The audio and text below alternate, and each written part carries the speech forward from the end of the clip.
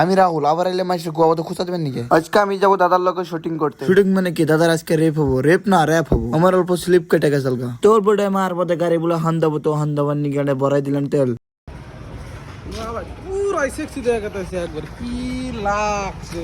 আমার প্রশংসা করলে আমি খুশি হই। এই খুশিতে আমি বান্দরের নাগা ফালাবালি করলাম কত টাইম। তো আদাপথ আহার বাদে পাইলাম কাটার দলং মধ্যে দাদার দিল গোয়া বাদে বান্দরে খুঁচা। তার পাশে পাশে আমার গোয়া বাদে দিল গুড়া কুমড়ি উতালের বাদে কথা আমি অল্প হান্দামু। আমি জানি এত সুন্দর বিয়ে দে আঙ্গ কুত্তার চেহারা দেখলে আনাগো লাইতে পারবো ধরে আঙ্গুরে। তো আদাপথ এরা বললাম হান্দাবার নিগে, তুই নাঙ্গো হান্দাবার নিগে দিল। আনারা তো চিনি না, তিন কেনে সিটি বিড়ি। তো আমার খাওয়া দেখলে উস থাকে না, তো খাই নিলাম। তো অল্প আহার বাদে আইলো দেখা সম্মানীয় ব্যক্তি ইনজাম দাদা, যারা নিহি বান্দরের গোয়া বাদে নখ দিয়েই থাকে।